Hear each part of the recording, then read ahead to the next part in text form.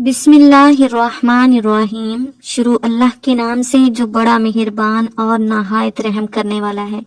जिनके वालिदैन फौत हो चुके हैं वो नमाज फजर के बाद बस ये एक सूरत पढ़े, वालिदैन की मगफरत होगी, जन्नत में आला मुकाम मिलेगा। क्या तुम अपने माँ बाप के लिए इतना भी नहीं कर सकते?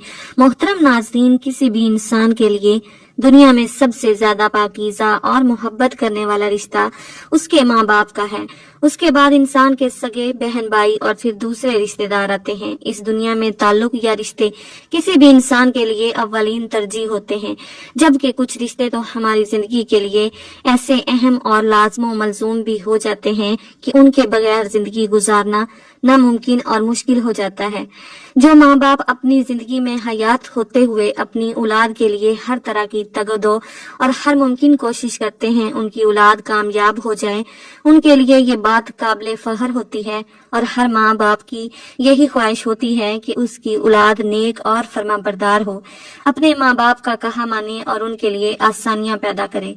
जो औलाद नेक और फरमाबरदार होती है वो अपने वालिदैन के लिए बख्शिश का सबब बनती है, क्योंकि नेक और फरमाबरदार औलाद वालिदैन की वफात के बाद उनके लिए मुख्तलिफ वज़ाइफ और जिक्र अज़कार करके उनकी रूहों को बख्शती है, जिससे उनके वालिदैन की आखिरी जिंदगी आसान हो जाती है और उनके दराजात बुलंद हो जाते हैं। इसी तरह हमारा आज का ये वजीफा भी वालिदैन की वफात के बाद उनके लिए बख्शिश का जरिया बनते हुए एक बहुत ही प्यारी सूरत का वजीफा है कि जो शख्स भी नमाज फजर के बाद ये एक सूरत पढ़ लेता है उसके वालिदैन की मगफरत करती जाएगी, उसको जन्नत में आला मकाम मिलेगा। तो जिन लोगों के वालिदैन इस दुनिया से वफात पा चुके हैं उनको चाहिए कि वो इस सूरत की नमाज फजर के बाद तलावत करके उनकी बख्शिश मगफरत का जरिया बने।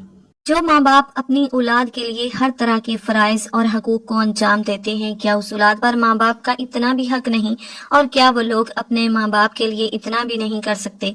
अगर आज वो अपने वालिदैन के लिए इस तरह के जिक्र अस्कार और तलावत कुरान पाक करके उनकी अरवाह को नहीं बख्शवा सकते, तो कल उनकी औलाद भी ऐसे लोगों के लिए कोई जिक्र अस्कार और वज़ाइफ न करते हुए उनको ना बख्शवा पाएगी। तो नाज़रीन, आज का वजीफा जो वालिदैन की मगफरत के लिए एक सूरत का वजीफा है, आपने उसको लाजमी करना है ताकि आपके वालिदैन की मगफरत हो जाए, उनके दराजात बुलंद हो जाए और उनको जन्नत में आला मुकाम मिल जाए। इस सूरत की तलावत करने वाले के ना सिर्फ वालिदैन की मगफरत होगी बल्कि उसको भी दुनिया की हर कीमती चीज मिलेगी। हजरत अली रज़ियल्लाहु तआला अन्हु से रवायत है कि नबी करीम सल्लल्लाहु अलैहि वसल्लम ने फरमाया, जो शख्स अपने वालिदैन के लिए दुआ करते हैं उसकी जिंदगी में उसको अज्र सवाब मिलता है और उसके वालिदैन के दराजात बुलंद हो जाते हैं। वालिदैन की मगफरत के लिए दुआ करना अपने दराजात की बुलंदी का वादा भी है। जब आप अपने वालिदैन के लिए दुआ करते हैं तो अल्लाह ताला आपके अमाल को भी कबूल करते हैं।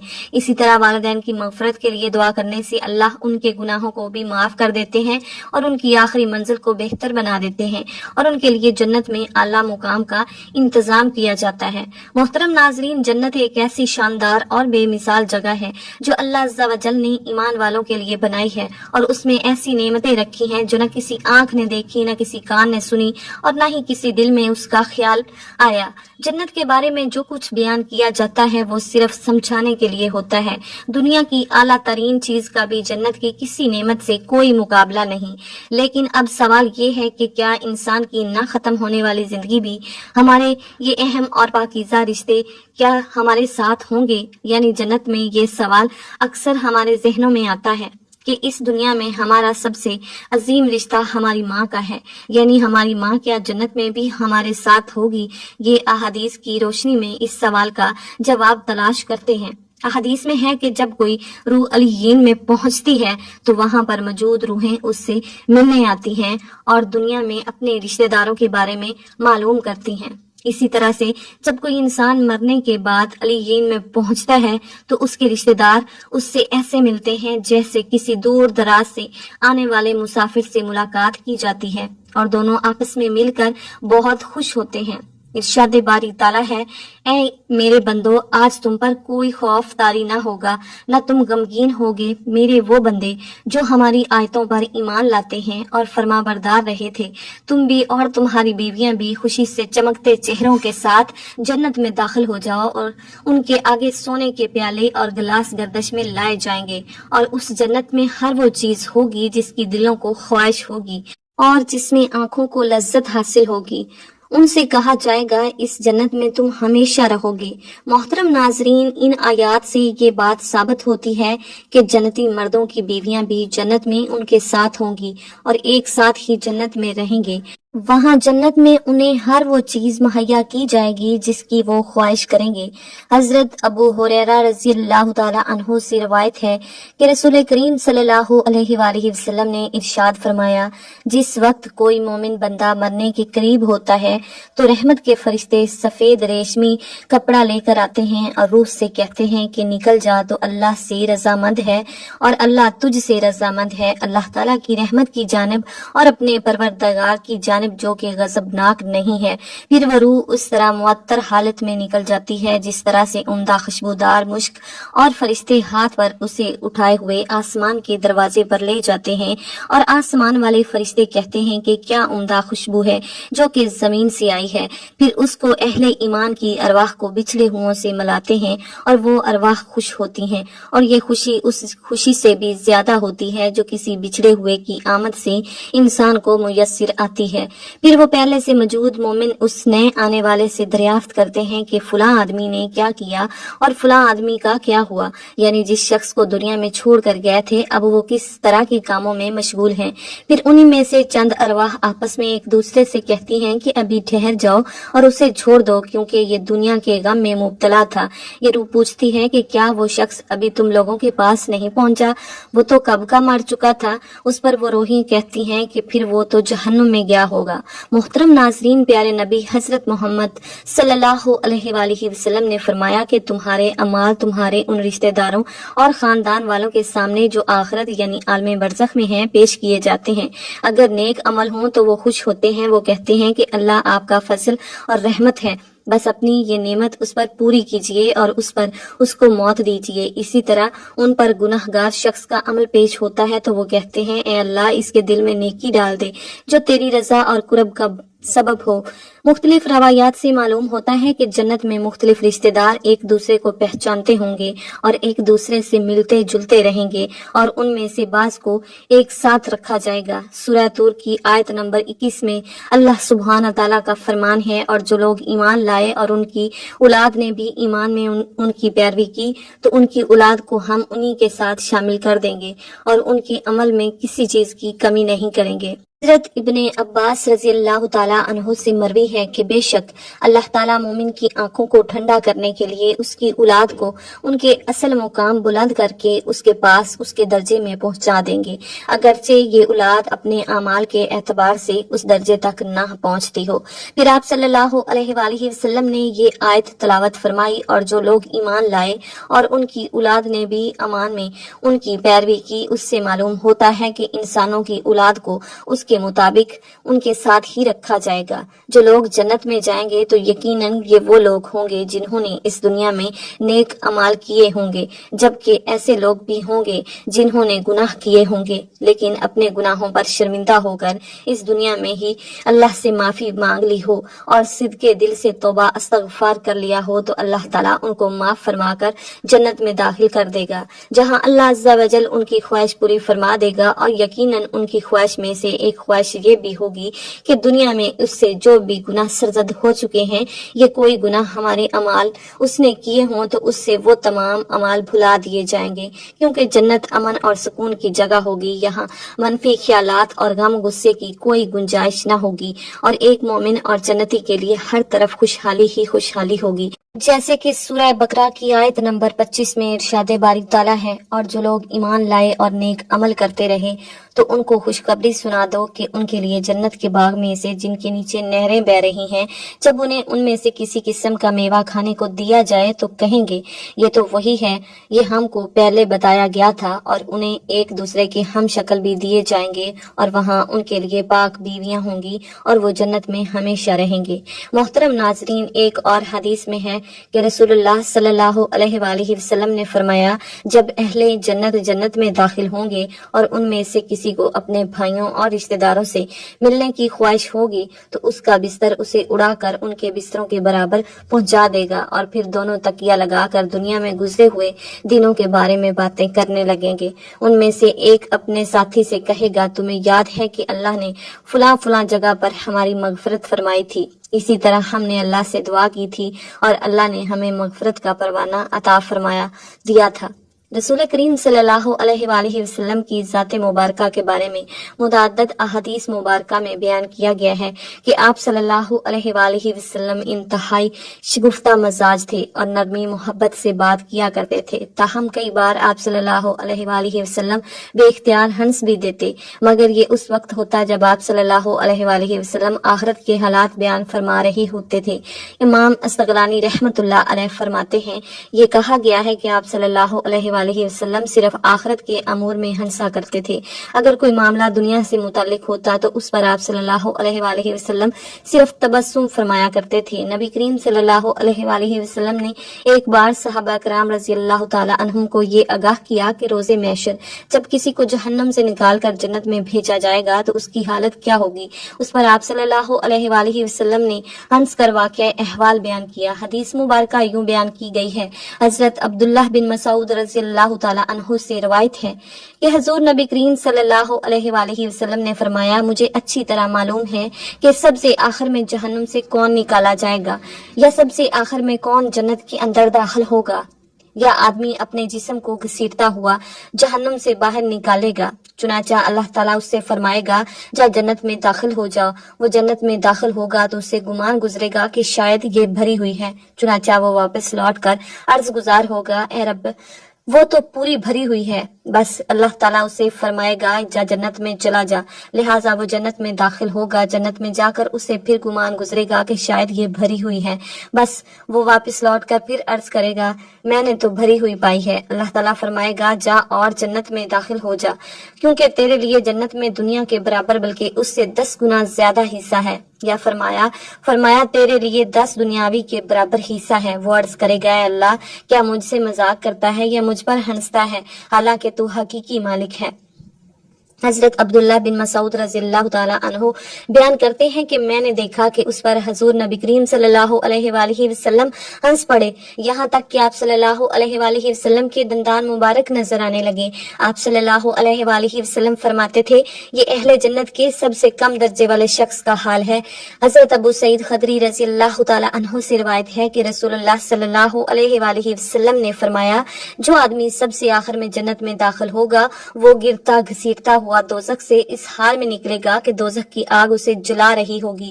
پھر جب وہ دوزخ سے نکل کر جائے گا تو پھر دروازے کی طرف پلٹ کر دیکھے گا اور دوزخ سے مخاطب ہو کر کہے گا کہ بڑی بابرکت ہے وہ ذات جس نے مجھے تجھ سے نجات دی، اور اللہ تعالیٰ نے مجھے وہ نعمت عطا فرمائی ہے کہ اولین و آخرین میں سے کسی کو بھی وہ نعمت عطا نہیں فرمائی۔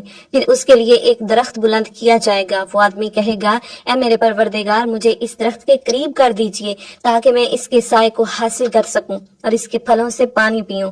اللہ تعالیٰ فرمائیں گے، اے ابن آدم، اگر میں تجھے یہ دے دوں تو پھر اس کے علاوہ اور کچھ نہیں مانگے گا؟ وہ کہے گا، نہیں میرے پروردگار۔ اللہ تعالیٰ اسے اس کے علاوہ اور نہ مانگنے کا معاہدہ فرمائیں گے۔ اللہ تعالیٰ اس کا عذر قبول فرمائیں گے، کیونکہ وہ جنت کی ایسی نعمتیں دیکھ چکا ہوگا جس پر اسے صبر نہ ہوگا۔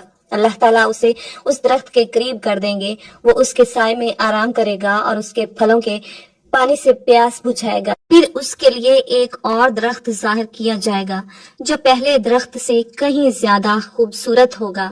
وہ آدمی عرض کرے گا، اے میرے پروردگار، مجھے اس درخت کے قریب فرما دیجئے تاکہ میں اس کا سایہ حاصل کر سکوں اور اس کا پانی پیوں، اس کے بعد میں اور کوئی سوال نہیں کروں گا۔ اللہ تعالیٰ فرمائے گا، اے ابن آدم، کیا تو نے مجھ سے وعدہ نہیں کیا تھا کہ تو مجھ سے اور کوئی سوال نہیں کرے گا، اور اب اگر تجھے اس درخت کے قریب پہنچا دیا تو پھر تو اور سوال کرے گا۔ اللہ تعالیٰ پھر اس سے اس بات کا وعدہ لیں گے اور وہ اور کوئی سوال نہیں کرے گا، تاہم اللہ تعالیٰ کے علم میں وہ معذور ہوگا، کیونکہ وہ ایسی نعمتیں دیکھے گا جس پر وہ صبر نہ کر سکے گا۔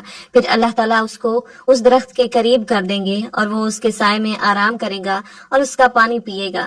پھر اسے جنت کے دروازے پر ایک اور درخت دکھایا جائے گا جو پہلے درختوں سے زیادہ خوبصورت ہوگا۔ وہ آدمی کہے گا، اے میرے پروردگار، اے میرے رب، مجھے اس درخت کے قریب فرما دیجئے تاکہ میں اس کے سائے میں آرام کروں اور پھر اس کا پانی پیوں، اور اس کے علاوہ اور کوئی سوال نہیں کروں گا۔ پھر اللہ تعالیٰ اس آدمی سے فرمائیں گے، ابن آدم، کیا تو نے مجھ سے وعدہ نہیں کیا تھا کہ تو اس کے بعد اور کوئی سوال نہیں کرے گا؟ وہ عرض کرے گا، ہاں اے میرے پروردگار، اے میرے رب، میں اس کے بعد اس کے علاوہ اور کوئی سوال نہیں کروں گا۔ اللہ تعالیٰ اسے معذور سمجھیں گے کیونکہ وہ جنت کی ایسی ایسی نعمتیں دیکھے گا جس پر وہ صبر نہیں کر سکے گا۔ پھر اللہ تعالیٰ اسے اس درخت کے قریب کر دیں گے۔ وہ جب اس درخت کے قریب پہنچے گا تو جنت والوں کی آوازیں سنے گا تو وہ پھر عرض کرے گا، اے میرے رب، مجھے اس میں داخل کر دے۔ تو اللہ تعالیٰ فرمائیں گے، اے ابن آدم، تیرے سوال کو کون سی چیز روک سکتی ہے؟ کیا تو اس پر راضی ہے کہ تجھے دنیا اور دنیا کے برابر دے دیا جائے گا؟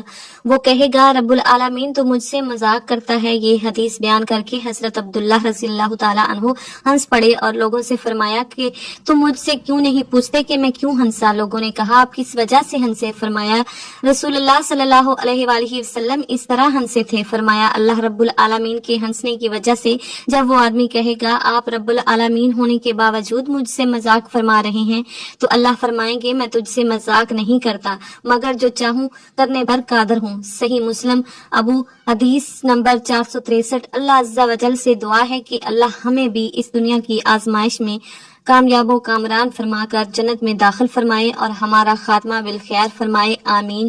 ناظرین، والدین کی مغفرت کی دعائیں ماں باپ سے بے پرواہی برتنا خدا کی ناشکری ہے۔